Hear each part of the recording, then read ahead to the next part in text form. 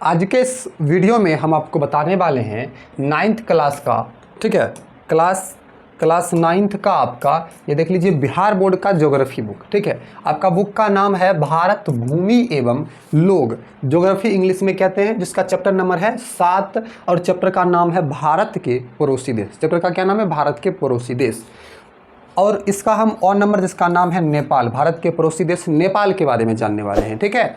फिर इसके बाद एक एक करके सारा वीडियोस बनाया गया है, आप प्लेलिस्ट में जा करके जरूर देखिए। तो चलिए शुरू करते हैं कि नेपाल भारत का एक पड़ोसी देश है, वो तो सबको पता है।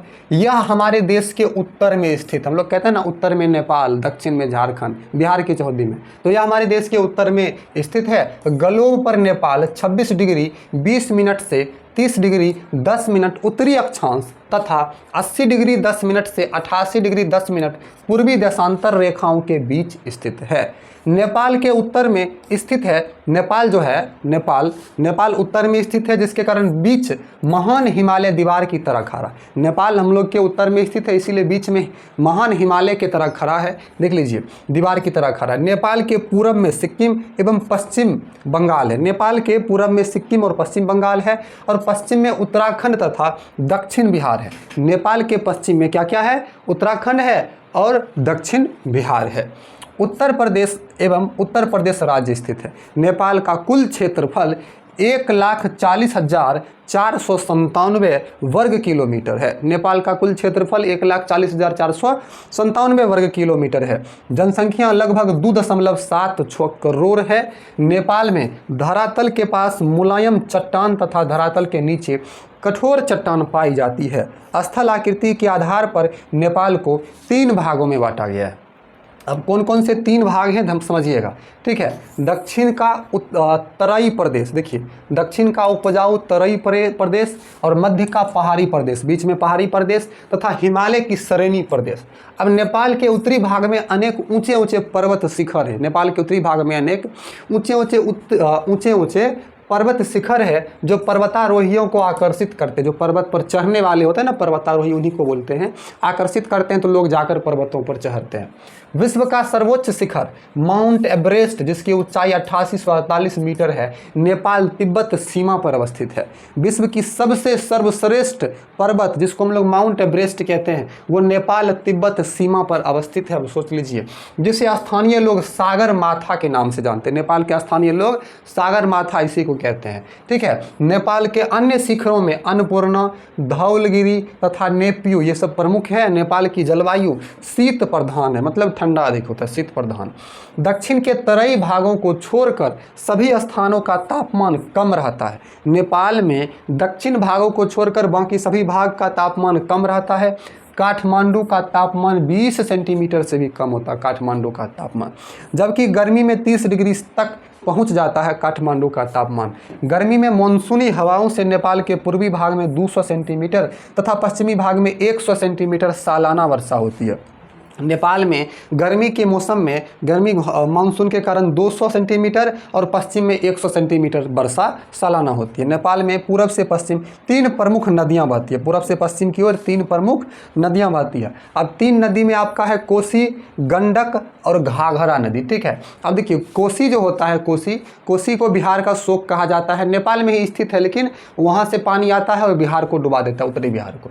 सभी नदियाँ उत्तर से दक्षिण प्रवाहित होकर भारत की सीमा में प्रवेश करती है। नेपाल की सभी नदियां भारत में प्रवेश करती है। ढालवा भूमि के कारण मृदा का अपरदन तेजी से होता है। नेपाल के 25.4% भूमि पर वन एवं 13% पर चारागाह फैला हुआ है। देखिए ढालवा भूमि, ढलान भूमि होने के कारण वहाँ से मिट्टी कटकर हमारे इधर आता है, और नेपाल के 25.4% भूमि पर जंगल है, वन है, और 13% पर चारागाह, जहाँ पर जानवरों के लिए चारा है। यहाँ के वनों में हाथी, बाघ, भालू, बंदर, हिरन, खरगोश आदि वन्य जीव पाए जाते हैं। यहाँ 18% भूभाग पर खेती होती है। व्यापारिक फसलों में जैसे कि जूट, गन्ना, फल, तंबाकू, चाय तथा कपास प्रमुख है। और कुल उत्पादन का 70% तराई प्रदेश से आता, तराई प्रदेश से कुल उत्पादन का 70% आता है।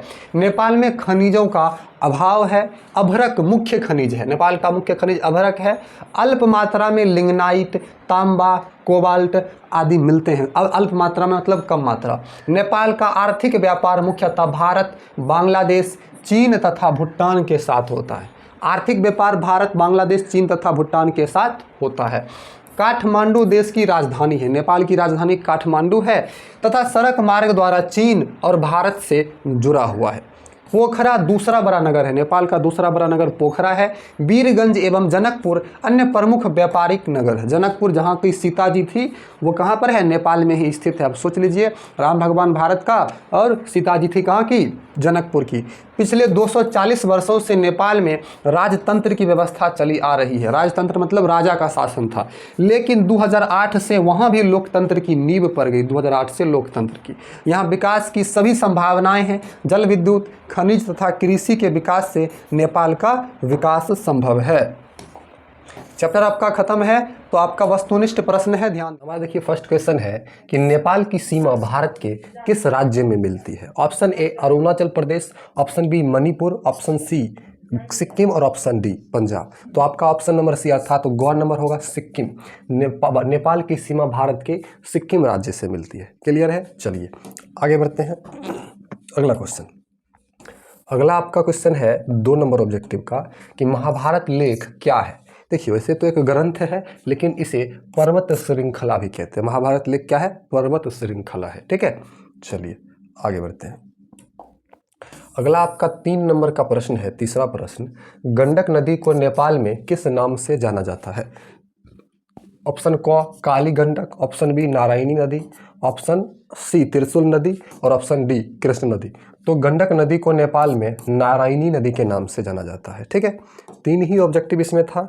अब हमारा सब्जेक्टिव प्रश्न आता है, ध्यान दीजिएगा, सब्जेक्टिव प्रश्न। ठीक है, देखिए नेपाल के सर्वोच्च शिखर का नाम एवं ऊंचाई बताइए। तो नेपाल के सर्वोच्च शिखर का नाम माउंट एवरेस्ट है एवं इसकी ऊंचाई 8848 मीटर है। नेपाल में लोग इसे सागर माथा के नाम से पुकारते हैं। ठीक है, दूसरा है नेपाल की 3 प्रमुख नदियों के नाम लिखें। तो नेपाल की 3 प्रमुख नदियां हैं कोसी, गंडक तथा घाघरा नदी। ठीक है, कोसी, गंडक तथा घाघरा नदी। आपका तीसरा प्रश्न, नेपाल के पड़ोसी देश और सीमावर्ती भारतीय राज्यों के नाम लिखें। तो देखिए नेपाल के पड़ोसी देश और सीमावर्ती राज्य में नेपाल के पूर्व में सिक्किम एवं पश्चिम में बंगाल, पश्चिम में उत्तराखंड तथा दक्षिण में बिहार एवं उत्तर प्रदेश राज्य स्थित है। ठीक है, तो इस प्रकार से आपका ये जो है आपका आज के चैप्टर यही था, आपका इतना ही था। तो आज के इस वीडियो में हमने आपको नेपाल, भारत के पड़ोसी देश जो नेपाल है, इसका पूरा जो है थ्योरी और प्रश्न उत्तर सभी आपको बताया। ठीक है, वीडियो अच्छी लगी तो लाइक करके और हमारे यूट्यूब चैनल को सब्सक्राइब जरूर कीजिए। थैंक्स फॉर वॉचिंग, मिलते हैं अगले वीडियो में, धन्यवाद।